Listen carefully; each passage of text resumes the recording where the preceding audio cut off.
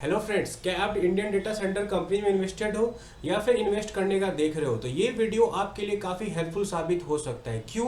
क्योंकि इस वीडियो में मैं आपको बताऊंगा कि डिफरेंट डिफरेंट कंपनी जैसे कि नेटवेब हो गई, ऑरियन प्रो हो गया, ब्लैक बॉक्स हो गया, अनंतराज हो गया, ई2 नेटवर्क्स हो गया, ये सब डेटा सेंटर इकोसिस्टम में कहाँ फिट बैठता है, ये लोग डेटा सेंटर इकोसिस्टम के लिए क्या काम करते हैं, मैं आपको डिटेल में समझाऊंगा ताकि आप अपना डिसीजन ले सको वाइजली। तो सबसे पहले मैं आपको बताता हूं कि डेटा सेंटर क्या होता है, एआई क्या होता है, क्लाउड क्या होता है और इन तीनों का एक दूसरे से क्या लेना देना है, क्योंकि इसका आपको जरूरत पड़ेगा। और मैं आपको काफी सिंपल भाषा में बताता हूं। डेटा सेंटर वो जगह होता है जहां पे कि बहुत ज्यादा डेटा रखने का कैपेबिलिटी हो और उसको प्रोसेस करने का भी पावर हो। देन आपको एआई क्या होता है, देखिए चैट जीपीटी जैसा मॉडल हो गया, जेमिनी हो गया, आपको को पायलट हो गया, डीप सीक हो गया, ये सब क्या है, एआई मॉडल्स है। ठीक है।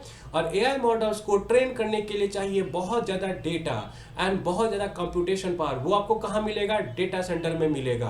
देन आता है क्लाउड। क्लाउड क्या हुआ? Cloud is nothing but data center से एक छोटा सा पार्ट टुकड़ा उठा लिया गया है और उसे क्लाइंट को दे दिया है और उसके ऊपर सॉफ्टवेयर ऐप कर दिया गया है। दैट इज, मान लो मैं एक क्लाइंट हूं और मैं गूगल के पास गया, गूगल को बोला कि यार मुझे तुम्हारे डेटा सेंटर से थोड़ा सा पावर चाहिए जहां पे कि मैं अपना डेटा रख सकूं और उसे प्रोसेस कर सकूं। तो वो क्या करेगा, अपना थोड़ा सा डेटा सेंटर का पार्ट मुझे दे देगा और उसको मैं उसके द्वारा दिए गए सॉफ्टवेयर से एक्सेस कर चुकूंगा। दैट इज क्लाउड, और कुछ नहीं है, डेटा सेंटर का छोटा सा टुकड़ा, उसके ऊपर में सॉफ्टवेयर रैप किया हुआ। That's all. तो ये हो गया। अब हम आते हैं और समझते हैं इंडियन डेटा सेंटर कंपनी के पॉइंट ऑफ व्यू से। दैट इज इंडियन कंपनी जो कि डेटा सेंटर के लिए आज के टाइम पे इंडायरेक्ट काम कर रही है, वो एक्चुअली में करती क्या है। देखिए, ब्रॉडली इनको आप तीन पार्ट में बांट सकते हो। One is colocation provider, second is infra as a service provider and third is manage IT infra service provider. पहले ही बता देता हूं, सबसे ज्यादा पैसा बनता है इंफ्रा एज ए सर्विस में। अब हम स्टार्ट करते हैं और देखते हैं सबसे पहला चीज की कोलोकेशन प्रोवाइडर क्या होता है। कोलोकेशन प्रोवाइडर का काम होता है कि डेटा सेंटर का ढांचा तैयार करना, स्केलेटन बनाना। देखिए डेटा सेंटर का रिक्वायरमेंट क्या है, डेटा सेंटर के लिए आपको चाहिए बड़ा बड़ा बिल्डिंग, ठीक है, उसमें फिर रैक चाहिए, जैसे आप यहाँ पे वीडियो में देख रहे हो ना, ये और कुछ नहीं, डेटा सेंटर का रैक है। वहां पे चाहिए आपको अच्छा सा कूलिंग सिस्टम, वहां पे चाहिए आपको सिक्योरिटी, आपको वहां पे चाहिए पावर। तो ये सब काम होता है डेटा सेंटर कोलोकेशन प्रोवाइडर का। दैट इज, वो स्केलेटन बना के आपको तैयार करती है डेटा सेंटर के लिए। देन आता है infra as a service provider. Infra as a service provider जैसे कौन सा हो गया, आपको ई2 नेटवर्क्स हो गया, ठीक है। आपको कोलोकेशन में कौन सा कंपनी हुआ, techno electric, Anantraj. Anantraj is both colocation as well as IAS provider, ठीक है। लेकिन ई2 नेटवर्क आपको इंफ्रा एज ए सर्विस हो जाता है एंड टेक्नो इलेक्ट्रिक सिर्फ और सिर्फ कोलोकेशन प्रोवाइडर है। तो अब हम समझते हैं infra as a service provider का क्या काम हुआ। ये एक वर्चुअल मशीन की तरह काम करेगा, जीपीयू कंप्यूट देगा। जैसे आप देखे होंगे ई2 नेटवर्क को अगर आप ट्रैक करते हो तो वो क्या करती है, अपना जीपीयू कंप्यूट पावर देती है किसी कंपनी को एक्सेस करने के लिए। That is nothing but comes under infra as a service. Then आपको हो गया स्टोरेज एंड नेटवर्किंग।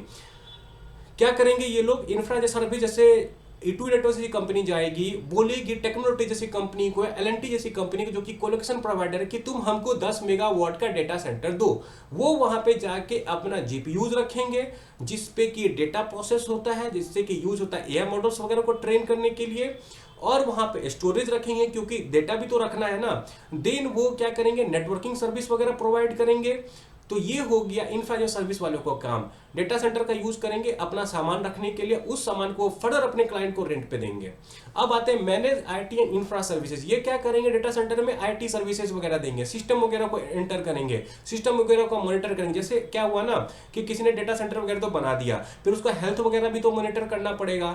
वहां पे कुछ इधर उधर छोटा मोटा होता है तो उसको कौन ठीक करेगा, ये सब manage IT and infra services वाली कंपनी हो गई।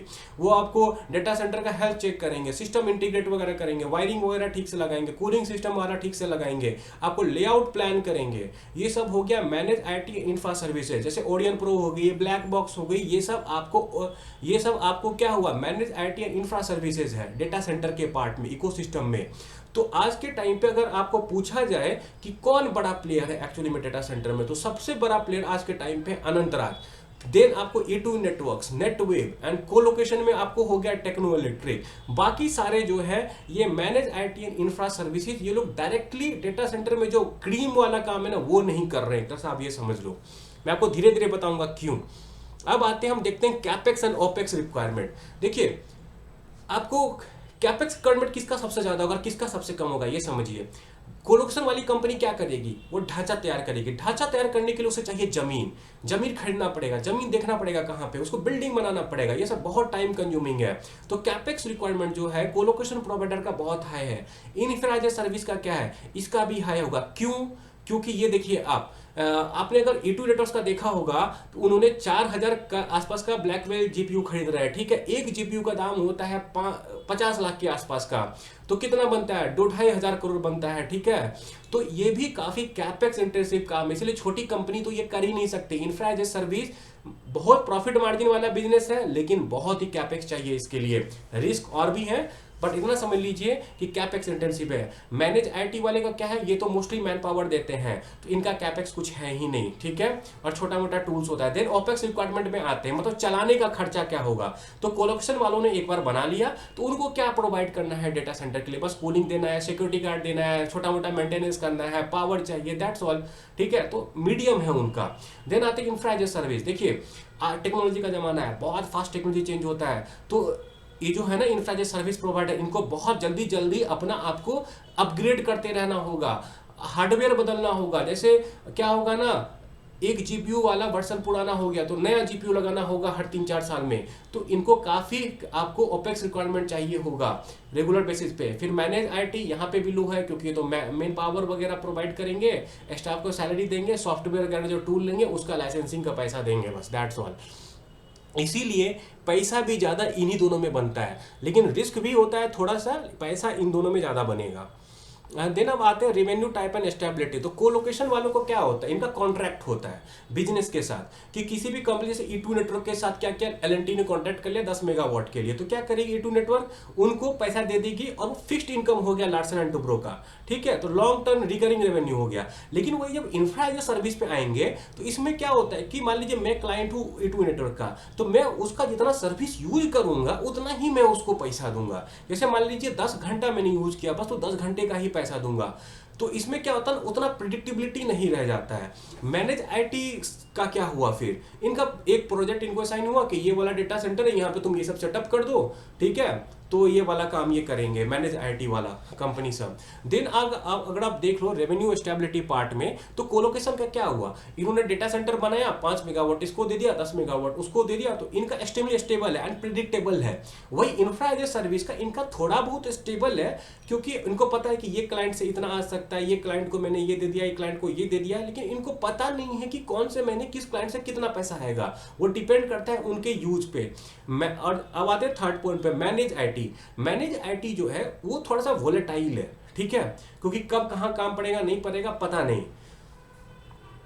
अब आते हैं फोर्थ पॉइंट देखते हैं जो बहुत ही important, scaling speed. Scaling speed का क्या हुआ कि कौन जल्दी स्केल कर सकता है, कोलोकेशन प्रोवाइडर वाला ज़्यादा जल्दी स्केल कर सकता है कि इंफ्रा एज ए सर्विस वाला, देन आपको मैनेज आईटी वाला। तो कोलोकेशन में क्या हुआ, जमीन खरीदना पड़ता है, बिल्डिंग बनाना पड़ता है, क्या वो जल्दी हो जाता है, नहीं होता है, तो उसमें टाइम लगता है, तो कोलोकेशन वालों का स्पीड सबसे स्लो होगा। देन आता है infra as a service.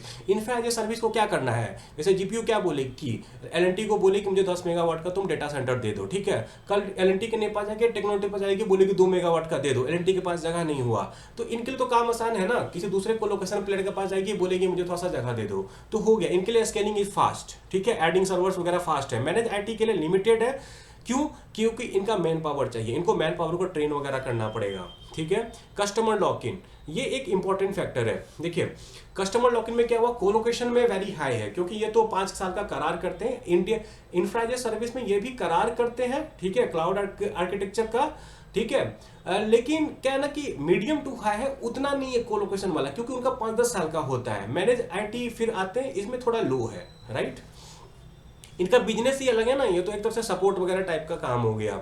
Differentiation and rules, ठीक है, जैसे एक दूसरे से क्या डिफरेंशिएट करेगा, अगर आप देख लो एक कोलोकेशन वाले को 2-3 कोलोकेशन वाले को आपको कंपेयर करना हो, तो ये देखना पड़ेगा कि उसका किसका पावर कॉस्ट ज़्यादा होता है, किसका अप टाइम ज़्यादा है, लोकेशन कौन सा है, क्योंकि लोकेशन के दाम वगैरह पे भी तो डिपेंड करता है ना। Then infra as a service वाला हो गया, जैसे multiple infra as a service company है, ठीक है, उसमें से कौन जीपीयू का सबसे कम पैसा ले रहा है, तो ये सब पे डिपेंड करेगा। जैसे मैनेज आईटी हो गया, मैनेज आईटी में किसका एग्जीक्यूशन सबसे अच्छा है, सबसे फास्ट कर देते हैं, सबसे अच्छा क्वालिटी का एग्जीक्यूशन है, तो ये सब हो गया।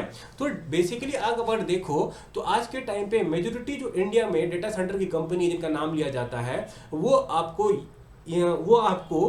मैनेज आईटी है, कोलोकेशन है, और उसमें से कुछ 2 कंपनी है जो कि एक्चुअली में क्लाउड है। वो है आपको A2 नेटवर्क्स और थोड़ा बहुत आनंदराज। आनंदराज का प्लान तो बहुत मैसिव स्केल करने का है, लेकिन हमें ट्रैक करना पड़ेगा कि वो कैसे स्केल कर रहे हैं। मैं आपको एक छोटा सा नंबर दिखाता हूं यहाँ पे, देखिए मेगा क्लाउड और कोलोकेशन में कितना फर्क पड़ जाता है। जैसे मैनेज आईटी है ना, उसमें तो कुछ आप प्रेडिक्ट कर ही नहीं सकते, डिपेंड करता है कब कौन सा प्रोजेक्ट मिलेगा नहीं मिलेगा, ठीक है, उस पर डिपेंड करता है। लेकिन जहां पे क्लाउड का बात आता है, क्लाउड में क्या होगा, 1 मेगावाट पे कितना बनता है, 10 करोड़ बनेगा 1 महीने का, ठीक है, तो साल का 100 करोड़ बनता है 1 मेगावाट पे, राइट। ये अनंतराज के मैनेजमेंट ने बोला था।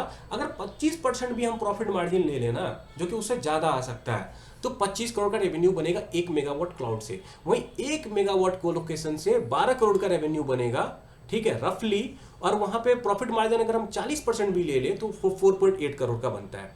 तो अब देख लो ना, सेम एक ही मेगावाट दोनों है, लेकिन इसमें 25 करोड़ कमा रहा है कंपनी, इसमें 4.8 मेगावाट कमा रहा है। लेकिन अगर इसी क्लाउड में as a platform, as a software service डाल दिया जाए, दैट इज ये जो क्या होता है, जीपीयू के ऊपर अगर सॉफ्टवेयर डाल के बेचा जाए, तो ये रिवेन्यू सीधा 200 करोड़ चला जाएगा, ठीक है। ये अनंतराज का एडवांटेज होगा फ्यूचर में। अब मैं आके ना आपको डिटेल में बताता हूं कि डिफरेंट कंपनी जो है आपको इंडिया में वो डेटा सेंटर के लिए क्या काम करती हैं, किसका क्या स्ट्रांग है, क्या स्ट्रांग नहीं है, क्या बिल्कुल भी नहीं है, किसमें इमर्जिंग है। तो सबसे पहले आते हैं techno electric. Techno electric is pure play colocation player, ठीक है, इंफ्रा एज ए सर्विस में कुछ नहीं है। अनंतराज का आपको कोलोकेशन स्ट्रांग है, आपने रिसेंटली देखा होगा 28 मेगावाट का डेटा सेंटर उन्होंने बनाया है, समथिंग अराउंड 24 उनमें से प्लान है उनका कोलोकेशन एंड 4 मेगावाट क्लाउड। और फ्यूचर में इनका प्लान है 307 मेगावाट का डेटा सेंटर होगा, लगभग 77 मेगावाट उसमें से क्लाउड होगा। मैं आपको रेवेन्यू पोटेंशियल दिखाऊंगा बाद में। A2E नेटवर्क क्या है, आपको A2E नेटवर्क का कोलोकेशन से कोई लेना देना नहीं है। कोलोकेशन ये आज के टाइम पे L&T से लेते हैं, और इनका आपको infra as a service strong है, ठीक है। मैं ऑलरेडी E2E नेटवर्क पे एक डिटेल वीडियो बना चुका हूं, ये देख सकते हो। अनंतराज पे भी बनाया हुआ हूं, नेटवे पे भी बनाया हुआ हूं। तो तीनों का अगर आपको बिजनेस समझना है तो आप मेरा प्लेलिस्ट चेक कर सकते हैं, मैं डिस्क्रिप्शन में लिंक डाल दूंगा, आपको काफी अच्छे समझ में आएगा, आपका फ्यूचर आउटलुक सब क्लियर हो जाएगा इन सब कंपनीज का। अब आते हैं ऑरियन प्रो पे, देखते हैं। जैसे कि मैंने आपको बताया, जो भी मैं यहाँ पे ब्लू में कलर कर रखा हूँ that is manage IT and infra. तो ओरियन प्रो क्या है, आपको मैनेज आईटी है, तो इनका दोनों ही पार्शियल है। ये क्या करेंगे, बिल्ड करेंगे data centre for clients, provide manage infra, that's all. Similarly black box का भी यही काम है, ऐसा ही काम है, ठीक है। नेटवर्क इंफ्रा वगैरह मैनेज करेंगे। मैरीन इलेक्ट्रिकल्स क्या हो गया, ये इसका डेटा सेंटर से कोई लेना देना नहीं है, ये इलेक्ट्रिकल ईपीसी प्लेयर है। एलाइज डिजिटल सर्विसेज, इनका कोलोकेशन भी नहीं है, ठीक है, सॉरी, ये कोलोकेशन में भी पार्शियल है, देन आपको क्लाउड में भी पार्शियल है। ये भी आपको offers manage IT hybrid cloud infra services, ठीक है, सर्विस प्रोवाइडर ही है।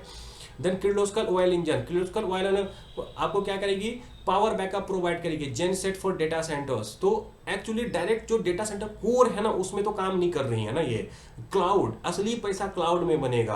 क्लाउड में मैं आपको बता रहा हूँ ना, जब कंपनी अगर प्लेटफॉर्म एज ए सर्विस में मूव हुई ना, ये जो मैंने आपको दिखाया ना 100 करोड़, ये बनेगा सीधा 200 करोड़, ठीक है,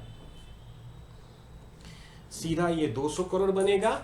और 200 करोड़ पे क्या होगा ना कि तब एम्प्लॉय कॉस्ट बस लगेगा, और 40% भी अगर आप प्रॉफिट मार्जिन ले लो तो ये 80 करोड़ का प्रॉफिट बनता है। On same 1 megawatt cloud, cloud player can earn 80 crore. लेकिन इंफ्रा एज ए सर्विस में क्या है, कैपेक्स इंटेंसिव है, ठीक है, जीपीयूज लगाना पड़ेगा, जीपीयूज काफी महंगा होता है। तो एक तरह से देखा जाए ये वही कंपनी कर सकती है जिसके पास बहुत सारा पैसा हो। नॉट ओनली दैट, इसमें क्या है, जिसके पास बहुत ज्यादा पैसा नहीं है, जैसे E2 नेटवर्क, उसे बार बार अपने शेयर को डाइल्यूट करना पड़ रहा है। This is one negative thing about E2 networks. और नॉट ओनली शेयर डाइल्यूट करना पड़ रहा है, उसे बहुत बड़े बड़े कर्ज भी लेने पड़ रहे हैं। उनका प्लान है 450 करोड़ का डेप्ट लेने का फ्यूचर में। तो ये आपको मॉनिटर करना पड़ेगा कंपनीज में कि छोटी कंपनी है वो कितना डेप्ट ले रही है अगर वो इंफ्रा या सर्विस में जा रही है। तो E2 नेटवर्क में ये चीज़ ध्यान दीजिएगा आप, क्योंकि वो स्केल करना आसान नहीं है। एक GPU का कीमत होता है 50 करोड़ रुपया, ठीक है। ये हो गया। अब मैं आपको वापस जाता हूँ और दिखाता हूँ ओरिएंट टेक्नोलॉजीज। एक्चुअली मुझे कुछ रिक्वेस्ट भी आया था ओरिएंट टेक्नोलॉजी के लिए, पर मैं आपको बता दूँ ये भी आपको सिस्टम इंटीग्रेटर ही है, manage IT service he provide करती है। और इनका भी डायरेक्ट जो है ना डेटा सेंटर नीश जिसको बोलते हैं क्लाउड और कोलोकेशन, सबसे तो ज़्यादा है नीश आपको क्लाउड, देन है कोलोकेशन। तो इनका कोई लेना देना वैसे डायरेक्टली नहीं है, ये भी सर्विस प्रोवाइडर वगैरह ही है, क्लाउड इंफ्रा फॉर क्लाउड यही सब काम करेंगे ये लोग। तो असली जो प्लेयर है ना जो आपको वॉच आउट करना है वो करना है अनंतराज को, E2 नेटवर्क को, और नेटवेब को भी आप वॉच आउट कर सकते हो। लेकिन नेटवेब का आज के टाइम पे जो बड़ा बिजनेस आता है वो सुपर कंप्यूटर से आता है, देन प्राइवेट क्लाउड से आता है। आपको एक उनका पार्ट है AI सिस्टम का, उससे भी आता है। मैं ऑलरेडी नेटवेब पे एक बहुत डिटेल वीडियो बना चुका हूं, आप लिंक में देख लीजिएगा, ठीक है। आपको समझ में आ जाएगा नेटवेब का भी बिजनेस। एंड हाँ, आप मुझे बताइए कि आप इनमें से कौन सा कंपनी होल्ड करते हो, और अगर आप चाहते हो तो मैं एक वीडियो इन पांचों में से किसी पे बना सकता हूं, ठीक है। जो भी पार्शियल प्लेयर है, मैनेज IT वाले हैं, बना सकता हूं। आप उसका कमेंट में नाम लिख दीजिएगा। और हाँ, मैं एक इंपॉर्टेंट बात बताता हूं। देखिए ब्लैक बॉक्स का PE कितना है 34, ओरियन प्रो का कितना है 29, ठीक है। फिर ये कौन सा कंपनी, ओरियन टेक्नोलॉजी को हो गया इतना, ओरियन प्रो आपको 29। तो आप देख रहे हो 30 के आसपास इनका PE है। वहीं अनंतराज का अगर आप देखोगे तो अनंतराज का PE आज के टाइम पे 40 है, ठीक है। और ये PE बढ़ भी सकता है फ्यूचर में 40 का। तो आपको पता चला कि अनंतराज को क्यों इतना हाई PE मिलता है, क्योंकि ये क्लाउड प्लेयर है जो मैसिव स्केल हो सकते हैं। और मैं एक और आपको मजा का बात दिखाता हूं, ठीक है। मैंने एक रेवेन्यू एस्टिमेट कैलकुलेट किया था अनंतराज के लिए FY29 के लिए। उसके लिए मैंने एक एजम्पशन लिया है कि डेटा सेंटर कैपेबिलिटी उनका 117 मेगावाट का हो जाएगा तब तक, जैसे मैनेजमेंट ने बोला है। और अगर ऐसा हुआ तो उसमें से 87 क्लाउड होगा, 36 इंफ्रा एज ए सर्विस होगा, ठीक है। और मैनेजमेंट का बोलना है कि 1 megawatt data colocation data center से हमें 90 लाख मिलेगा एक महीने का। उसके हिसाब से मैंने रेवेन्यू और प्रॉफिटेबिलिटी कैलकुलेट किया हुआ है, ठीक है। आपको ये देखना पड़ेगा। तो लगभग डेटा सेंटर से क्लाउड से उनका प्रॉफिट बनेगा 1500 करोड़ के आसपास का। और एज्यूमिंग के रियल एस्टेट का प्रॉफिट 25% ग्रोथ बढ़े 1040 करोड़ का, एंड 422 करोड़ का बनेगा क्लाउड से। देखिए क्लाउड से कोलोकेशन डबल है, लेकिन जो प्रॉफिट है क्लाउड में वो 4 गुना आ रहा है, ठीक है। ये बड़ा कितना बड़ा फैक्टर है। और इसके बड़ा फैक्टर में आपको एक और चीज दिखाऊंगा, जब वही स्केल कर जाएगा ना प्लेटफॉर्म एज ए सर्विस तो और कितना भागेगा। तो यहाँ पे ये देखिए, अगर ये 117 मेगावाट कर लेते हैं तो इनका प्रॉफिट बनेगा 3000 करोड़ का FY29 में। आज के टाइम पे इनका पैट TTM है 493 मेगावाट का। पैट TTM इज नथिंग बस दिस नंबर, जिससे कि सारे आज के टाइम पे जो आप यहाँ पे नंबर्स देख रहे हो ना, ROE, ROC, EPS, ये सब इसी से कैलकुलेट होता है, TTM पैट। तो आप वापस से देख लीजिए ये चीज़। तो पैट में जंप आएगा 3.2 ईयर्स में 6.1 का, CAGR बनेगा 74% का। तो अगर जो अनंतराज बोल रही है वो डिलीवर कर देती है, उनका पैट CAGR बनेगा 74% का अगले 3 साल में। और मैं आपको एक मजा का कैलकुलेशन दिखाता हूँ। मैनेजमेंट ने क्या बोला कि हम कंटेनराइज कर रहे हैं और प्लेटफॉर्म एज ए सर्विस भी प्रोवाइड करेंगे, जिसमें हमारा डबल हो जाएगा रेवेन्यू। जो क्लाउड से रेवेन्यू आता है वो डबल हो जाएगा, ठीक है। तो मैंने क्या किया, इस 36 मेगावाट को बांट दिया 25% प्लेटफॉर्म एज ए सर्विस, बाकी इंफ्रा एज ए सर्विस। तो पैट बनता है 1944, मतलब 25% पैच जाने से 1944। And I am telling you कि मैं ये लोअर मार्जिन ले रहा हूँ, बस 25% पैच मार्जिन ले रहा हूँ, एज इन 30% ले रहा हूँ। लेकिन PAT margin can go up to 50% if they go into patch, ठीक है। तो उस हिसाब से इनका प्रॉफिट बनेगा 3406 करोड़ का। पैट जंप इतना आएगा 7x का, एंड पैट CAGR बनेगा 81%। सो ये पावर है क्लाउड प्लेयर का, ठीक है। ये आपको समझना पड़ेगा। जो मैनेज IT सर्विस है ना, ये सबका उतना स्केलेबिलिटी नहीं है। They will command low PE, और उनका जो मैनेजमेंट का ग्रोथ वगैरह आप देख रहे होंगे ना, they are just guiding for 25-30% growth. यहाँ पे देखो आपको 75% ग्रोथ मिल रहा है। ऐसा नहीं कि मैं चाहता हूँ कि आप अनंतराज में पैसा लगा दो, मैं आपको बता रहा हूँ I am not happy with their management. ये एग्जीक्यूशन डिले करते हैं और ठीक से कम्युनिकेट नहीं करते हैं। Otherwise company is growing in right direction. और आप सोचोगे, एक बात और बता देता हूं कि अनंतराज क्लाउड फंड कैसे कर, जैसे मैंने बोला कि बहुत कैपेक्स इंटेंसिव है, तो आपको एक बात बता दो, इनको रियल एस्टेट से पैसा आगा वो ये इधर लगाएंगे क्लाउड वगैरह में, ठीक है।